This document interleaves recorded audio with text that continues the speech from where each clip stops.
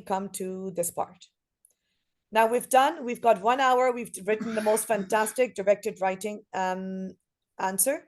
We come to composition. Now, composition, you have been practicing beta for this part of the exam since you were in class 1. Your teacher asked you to describe your best friend, write about your summer holidays. All of that was descriptive and narrative in nature. I know that you have your preferences. All right? You have your preferences, but my advice to you, when you read this section, make sure you read the instructions. So answer one question. Trust me, I have seen papers, sample papers, actual Cambridge papers, where people wrote 2 essays, not 1, because they did not read the instructions. All right? Second thing, always, always, always highlight your word limits again. It's a fantastic idea to highlight your word limit because it reminds you again whatever you've learned in class. Highlight your marking scheme. 15 marks, and there's 10 marks for content and structure. So how you organize and what you write. So structure means how you organize your essay, and content means what you write. And then 15 marks for your style and accuracy. Style means your vocabulary choices, your sentence structure, your spelling, punctuation, grammar. Okay? How do you choose? You take descriptive writing and you're like, oh my God, teacher Nikata, descriptive writing is very difficult. No, I'm not going to write this. I advise you not to do that. 10 minutes brainstorming, that's it. That's required in this section. Only 10 minutes. What do? Take descriptive writing, read each and every topic because your teachers have prepared you for both. You know how to do both. Now, naturally, for example, if I write fantastic stories. I'm really good at narrative writing, right? I'm really good at storytelling. My descriptive essays are usually not as interesting. I prefer narrative writing. I'm sure some of you like descriptive writing more than narratives. Whatever you prefer, it's right. Whatever you want to do, it's absolutely fine. You need to read each and every topic. So I'm reading the topic. I'm like, oh, I don't like this one. Cross it off. Ooh, I like this one. Because you realize you've been in this situation, so you can probably describe it really well. So you like one topic. You need to eliminate 2 topics after the first reading. Then you read this one and you're like, oh, how boring, school event. That's not going to be a good story. And then you look at this. When I saw the photograph, the memories came rushing back. Ooh, I like this one. So choose 2 topics. So use the process of elimination. Eliminate 2 topics. Choose 2 topics very, very clearly. Once you've done this, take 5 minutes and think about, okay, I'm going to write this, just on the paper right over there. Write your points in bullet points. So, Socho, how much space you will have. In bullet points, this is what I'm going to write. This is what I'm going to write. Over here, this is what I'm going to write. This is what I'm going to write. This is what I'm going to write. This is what I'm going to write. In your narrative writing. The best thing is when you do this, because a lot of the times when I've seen candidates answer scripts, in their actual Cambridge exams, you know what they do? They start writing, suppose, this topic. And then halfway through, they realize, oh, wait, I don't know what to write after 200 words. So they cross everything off. It's all so messy and they start writing this. But they're now panicking because they're running out of time. And then the story is horrible. So when you take 10 minutes to think before you are writing, Acha, this is good quality thinking that you need to do. So don't just think for the sake of thinking, do good quality thinking. Choose your topic. Maybe it could be both, could be descriptive writing topics. Maybe you like descriptive writing more and you like both of these topics and you canceled both narrative. Whatever you prefer, choose your topic. And then I can give you a loose structure. Hold on.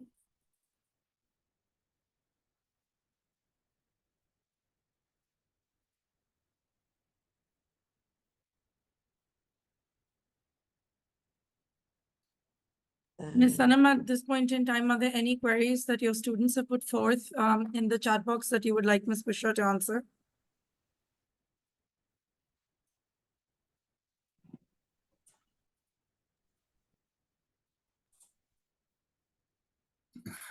I don't think there's any questions at this point that I haven't answered. Beta, I keep seeing this question in the chat. Please don't ask us to predict the paper. Anything and everything can come tomorrow. All right? Bushra, just a Stop second. teasing. Anam does have a query. She can't Sure. essentially unmute. So I'm just going to. Okay. Okay, try to unmute. Anam, you have host controls. There is, just a second, please. I'm so sorry about this. Anam, go ahead. Can you see my message? You can unmute.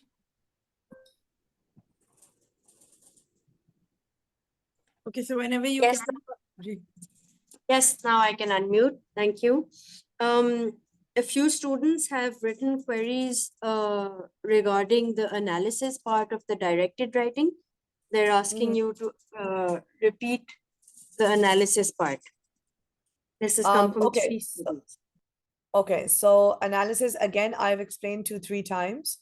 I'm going to choose the same example. When your mom is angry, you look at her face, you see different clues, different information, and then you analyze that. You decide she's angry. You evaluate and think about your actions, and you do your actions, right? Same way when you've got your core ideas, you use the points that are given in the text to analyze those core ideas, and then you evaluate. All right, folks, if at this stage you don't know how to analyze, then you don't know how to analyze. I'm just joking. Just relax. You know how to analyze. You will be able to analyze. So you've got 4 topics, 2 descriptive, 2 narrative. Spend 10 minutes brainstorming. Again, in your brainstorming, you need to read all 4 topics, eliminate 2 topics immediately, create mind maps, choose one topic, and then brainstorm specifically for that topic.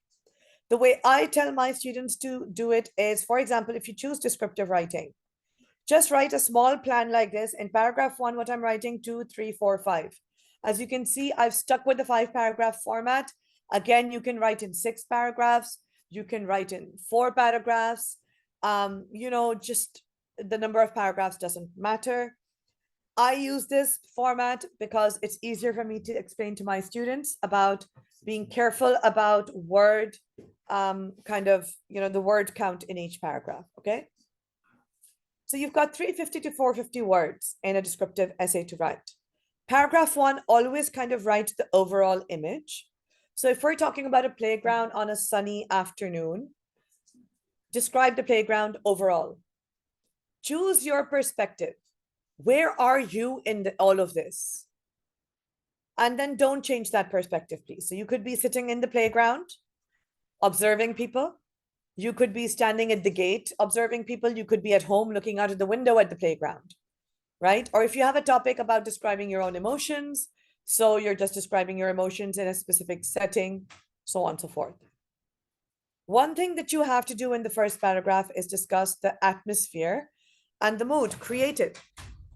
And use a technique called pathetic fallacy. I know it's a fancy word. Pathetic fallacy means using details of weather and setting to show happiness and sadness. You all do it already. So if you're trying to show happiness, how can you show it? It's a bright sunny day. There's a nice cool breeze. Their flowers are dancing. There's a sweet smell of freshly cut grass. You're trying to show sadness. It's muddy, it's dull, it's gray, it's raining, things are broken. And then you're showing something spooky or creepy or scary, right? And what do you show? A dark, stormy night. There's trees that are, there's no leaves on them. They look like creepy animals. You're maybe standing in a graveyard, a haunted house, an abandoned village. You're all alone.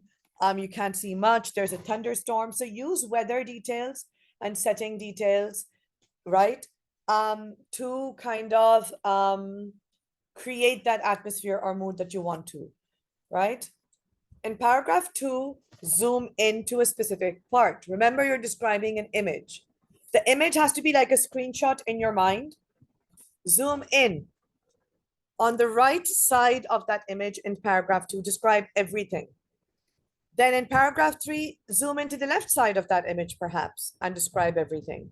Zoom into specific parts, minute details. Maybe you see a bird in the tree. Make it very, very, vivid and elaborate. In paragraph 4, create the contrast. Now, paragraph 4 and 3 are interchangeable. Maybe you create the contrast in paragraph 3, or maybe create the contrast in paragraph 4. By contrast, I mean if you're describing a playground in a bright sunny afternoon, maybe the sunny afternoon's ending. People are wrapping up to go home. Or maybe you're asked to describe your emotions at 2 different times. So that's where the contrast is created. So create a contrast. Maybe you can show change in weather. So if you were describing a playground, a sunny afternoon, all of a sudden it's now cloudy. It seems like there's a storm coming. So show a contrast. You can even show that one of the boys who was playing football got hurt. And everyone's now huddled around him. It's not happy anymore. There's pain, there's screaming, there's panic, right? And then you zoom out in the overall image. Again, your body paragraphs are 100 words each, and the introduction and concluding paragraphs are 75 words each. 3 things that you must include in your descriptive writing. One is sensory language. Okay? Sensory language is anything that you can see, hear, feel, taste, and smell. My advice to you, when you're in each of the paragraphs, include 3 senses. So one is going to be whatever you can see. So I started off, I'm describing the bright blue sky, the green trees in the playground. How do I incorporate the sense of touch? The cool breeze on my skin. Maybe the sun is burning down and burning my skin, right? I can smell the flowers. If I'm trying to show a negative impact, maybe I can smell a fire, a rubbish heap burning in the corner of the playground, right? And I'm sure as I'm describing the playground, you've got different images of different playgrounds. So if I'm describing a beautiful playground with flowers and shiny swings and green grass and sparkly benches, and then I'm describing there's rubbish heap in the corner, it's being burnt, the swings are broken, it's run down, there's no grass, it's all mud and burnt, right? So you're getting a different image. So use that. My advice is, besides the sight, use at least 2 other senses in each paragraph. Figurative language, again, this is something that is very, very important. A hyperbole is an exaggeration. You have been using them since you were in kindergarten. My daddy drives faster than your daddy, right? Because when he's driving, he goes zoom and all the cars are left behind, right? I'm the best footballer in the whole world. These are all exaggerations. These are all hyperboles. They come to Pakistani people very naturally, right? All Desi people actually. Metaphors, similes, personification, very easy. You're describing trees and it's windy. You can say the trees are dancing. It seems like they're bending over to whisper secrets to each other. So personification, again, very easy to incorporate in your writing. And idioms. You guys must have learned some idioms. I know some teachers like doing that. You can choose whatever you like, but do incorporate at least 2 examples of figurative language in each. Now, if you're writing something like the boys playing football were screaming so hard, the man on the moon could hear them. So you're using sensory language and figurative language in the same thing, right? So it's not one or the other, they can be combined as well. And then descriptive nouns and descriptive verbs. So if I tell you right now, I'm sitting in a room, each one of you will probably think of a different room. If I tell you I'm sitting in my study, so all of a sudden, all of you have the same image. There's a table, there's a chair, shelves of books, right? Lots of pens because I'm a teacher, lots of papers that I have to grade maybe. What if I tell you I'm sitting in my kitchen? Now there's a stove, there's a table maybe, you can see an electric kettle in your mind, maybe I have a microwave, right? If I tell you I'm sitting in a dining room or a lounge. So when you use specific descriptive nouns and vocabulary, it actually helps create an image. Verbs. If I say, I'll take Taha Aslam, for example. Taha Aslam, you're going to be the next name. I'm going to unmute, but right now I'm just going to use you as an example, beta. I hope you don't mind, right? Thumbs up if you don't mind, beta. Give me a thumbs up. I hope you know how to give the thumbs up. Yay, thank you, Taha. So, Taha is running down the street. Can each one of you imagine the same speed? No? Someone assumes, oh, Taha is so sporty, he's going to be really fast. Someone is assuming, oh, Taha's just gone jogging, right? There's no clear image in your mind. But when I say Taha has gone sprinting down the street, you know he's running really fast. When I say he's jogging, he's running slowly. When I say he's strolling, you know he's walking really slowly. So use more descriptive verbs. And you know all of them. Sprinting, jogging, you know all of these verbs. Think about it, think before you write. That's all that you are required to do. Then we come to narrative writing. Now, in narrative writing, I have the structure that I teach my students. Again, it's 350 to 450 words, but in narrative writing, they're looking for certain things. You have to have characters. You have to have a setting. You have to have a problem. And there has to be a solution. And there has to be a climax. Without this, you have absolutely no narrative. Okay? You have no narrative if you don't include these things. My advice to you is when we start writing essays with I, or my family and I went to the picnic, we forget about these things. We forget to name characters. We forget to describe the setting. We forget to give problems and solutions and develop the plot and come to a climax. Right? If you're really good at writing, you won't forget. But a lot of the times you forget to do this. So make sure you give your characters names. So if it's about you and your sisters going somewhere, give yourselves names. All right? My advice is it's always better to write in third person rather than first person. All right? But if you prefer writing in first person and you've been getting good marks, please go ahead. In the first paragraph, I'm going to give you an example of a fairy tale. So, once upon a time, there was a little boy named Jack who lived on a farm with his aunt and uncle. They were very, very poor. So, what have I done? I've introduced my main characters, Jack, aunt, and uncle. The setting, they live on a farm. Problem, they're very, very poor. Again, the word division is exactly the same as the descriptive writing. In paragraph 2, present a short-term, quick, easy solution to the problem. Make sure that you show that it's failing and the problem's gotten worse. So what happens to Jack in Jack and the Beanstalk? One day, Jack's aunt tells him to take their only cow, Daisy, to the farm. Sorry, not to the farm, to the market and sell her for money. Makes sense. You've got an asset to sell her. It's a short-term solution. It's a quick solution. It's an easy solution. It doesn't seem like a solution that's going to fail. But Jack goes to the market that day and he meets a stranger who says, Jack, I've got magic beans. I'll sell you the magic beans in exchange for your cow. Jack gets excited. He takes the magic beans, gives the cow to the stranger, and he runs home. He shows his auntie the magic beans. His auntie gets angry. She's like, what do you mean magic beans? Where's the money? He says, no, I got magic beans for the cow. She takes the magic beans, she throws them out of the window, and she whacks him across the head and makes him go to sleep. What happened? They had an asset. They got magic beans. They have now nothing left to sell. The problem is worse. And the solution has failed miserably. Then you, in the third paragraph, present a very long-term or difficult solution. The next day, Jack woke up and he sees a huge beanstalk reaching the sky. He climbs up and he sees there's a castle. He walks in and there's a giant. The giant has so much food, he eats it all. Then he goes to his golden goose. The golden goose lays him an egg, and the giant goes to sleep.